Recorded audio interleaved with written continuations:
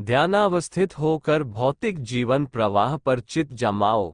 अनुभव करो कि समस्त ब्रह्मांडों में एक ही चेतना शक्ति लहलहा रही है। उसी के विकार भेद से पंचतत्व निर्मित हुए हैं। इंद्रियों द्वारा जो विभिन्न प्रकार के सुख दुख अनुभव होते हैं, वह तत्वों की विभिन्न रासायनिक प्रक्रियाएं हैं, जो इंद्रियों के तारों से टकराकर विभिन्न परिस्थितियों के अनुसार विभिन्न प्रकार की झनकारें उत्पन्न करती है। समस्त लोकों का मूल शक्ति तत्व एक ही है और उससे मैं भी उसी प्रकार गति प्राप्त कर रहा हूं जैसे दूसरे।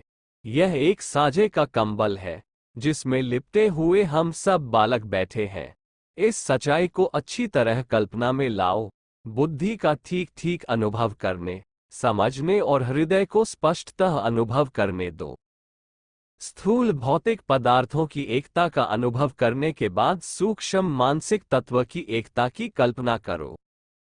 वह भी भौतिक द्रव्य की भांति एक ही तत्व है। आपका मन महामन की एक बूंद है। जो ज्ञान और विचार मस्तिष्क में भरे हुए हो, वह मूलतः सार्वभौम ज्ञान और विचारधारा के कुछ परमाणु हैं और उन्हें पुस्तकों द्वारा, गुरु मुख द्वारा या ईथर आकाश में बहने वाली धाराओं से प्राप्त किया गया होता है। ये भी एक अखंड गतिमान शक्ति है और उसका उपयोग वैसे ही कर रहे हो जैसे नदी में पड़ा हुआ कछुआ अविचल गति से बहते हुए जल परमाणुओं में से कुछ को पीता है और फिर उसी में मूत्र रूप में त्याग देता है। इस सत्य को भी बराबर हृदयंगम करो और अच्छी तरह मानस पटल पर अंकित कर लो। अपने शारीरिक और मानसिक वस्त्रों की भावना दृढ़ होते ही संसार आपका और आप संसार के हो जाओगे। कोई वस्तु बिरानी मालूम पड़ेगी। ये सब मेरा है या मेरा कुछ भी नहीं, इन दोनों वाक्यों में तब आपको कुछ भी अंतर न मालूम पड़ेगा। वस्त्रों से ऊपर आत्मा को देखो, यह नित्य, अखंड, अक्षर, अमर, अपरिवर्तनशील और एक रस है। वह जड़, अविकसित, नीच प्राणियों, तारागणों, ग्रहों, समस्त ब्रह्मांडों को प्रसन्नता और आत्मीयता की दृष्टि से देखता है। बिराना, घृणा करने योग्य, सताने के लायक या छाती से चिपटा रखने के लायक कोई पदार्थ वह नहीं देखता। अपने घर और पक्षियों के घोंसले के महत्व में उसे तनिक भी अंतर नहीं दिखता।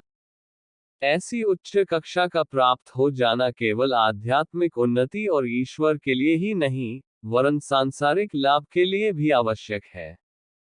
इस ऊंचे टीले पर खड़ा होकर आदमी संसार का सच्चा स्वरूप देख सकता है और यह जान सकता है कि किस स्थिति में किससे क्या बर्ताव करना चाहिए।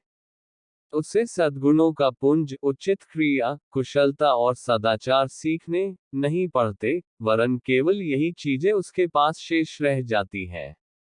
और वे बुरे स्वभाव न जाने कहाँ विलीन हो जाते हैं, जो जीवन को डैकमय बनाए रहते हैं। यहाँ पहुंचा हुआ स्थित प्रज्ञ देखता है कि सब अविनाशी आत्माएं यद्यपि इस समय स्वतंत्र, तेजस्वरूप और गतिवान प्रतीत होती है, तथापि उनकी मूल सत्ता एक ही है। विभिन्न घटों में एक ही आकाश भरा हुआ है और अनेक जलपात्रों में एक ही सूर्य का प्रतिबिंब झलक रहा है। यद्यपि बालक का शरीर पृथक है, परंतु उसका सारा भाग माता पिता के अंश का ही बना है। आत्मा सत्य है, पर उसकी सत्यता परमेश्वर है। विशुद्ध और मुक्त आत्मा परमात्मा है। अंत में आकर यहाँ एकता है। वहीं वह स्थित है जिस पर खड़े होकर जीव कहता है, सोहमस्मि, अर्थात वह परमात्मा मैं हूँ, और उसे अनुभूति हो जाती है कि संसार के संपूर्ण स्वरूपों के नीचे एक जीवन, एक बल, एक सत्ता, एक असलियत छिपी हुई है। दीक्षितों को इस चेतना में जग जाने के लिए हम बार बार अनुरोध करेंगे, क्योंकि मैं क्या हूँ।